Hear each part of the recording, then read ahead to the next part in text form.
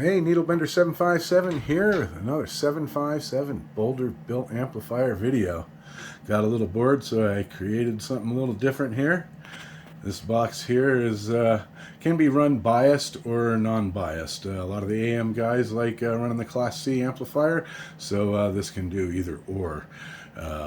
Also has two sideband delays. It's got a regular delay and an extended delay, and we also put high and regular fan speed on there. So I've got a few options there. Let's look at the inside here. Got a couple capacitor banks extra in there, lots of extra capacitors in there, all the best of the best in this thing. High temperature fine strand silicone wire. It's all tinned with silver. That's dual 8-gauge feeds coming into the main power bar. And you got dual 12-gauge coming to each transformer there. And all the rest in there is 16-gauge high-temperature Teflon wire. Also provide a nice Anderson connector on there.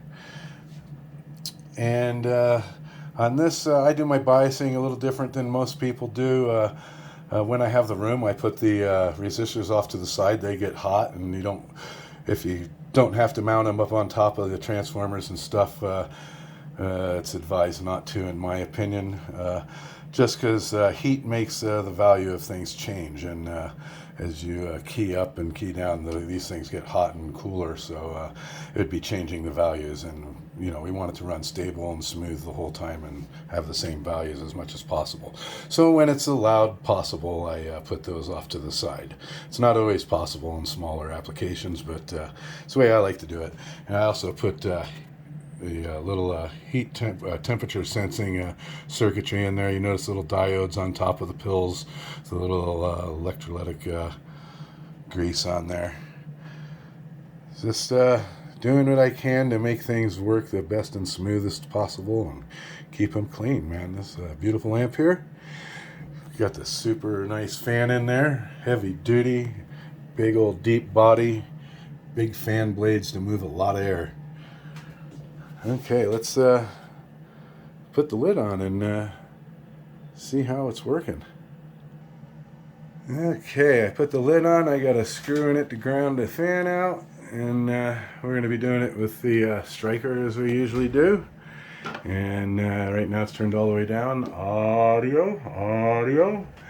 Doing about 40 watts there. And we'll look at the pass-through tune over here. Audio. Looking good on the pass-through. So let's turn the box on there. And there's the fan. We turn it on turbo mode. Either way, one option there. Our sideband delay, you can show it. And extended delay.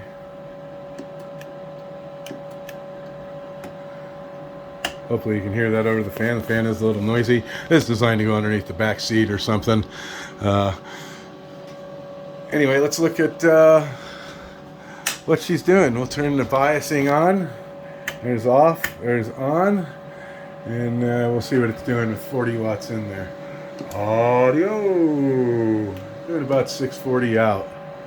Let's crank it up here. We'll turn this off for a second, and we'll turn this up to, I think that's about 100 watts. Audio. There we go, right about 100 watts. And we'll turn it on with 100 going into it and see what it's doing there. Audio. 960. You can take 150 into this thing. That's what this radio will do if I crank it up. And we'll show what it does with 150 in there. Audio. About 1150. Let's look at the bird here. We'll see if we get them both at the same time. Audio. That's one good working box there. Got a 1000 watt in there. Audio. Beautiful working box. I wouldn't advise running it there. I'd run it with 100 watts in, and it'll last a good long time. Just got to love this one. I do anyway. Happy with this build. Very happy. There it is. Another 757 Boulder built. 800 plus AM, single sideband, biased or non-biased. However you want to run it. Thanks for watching the video.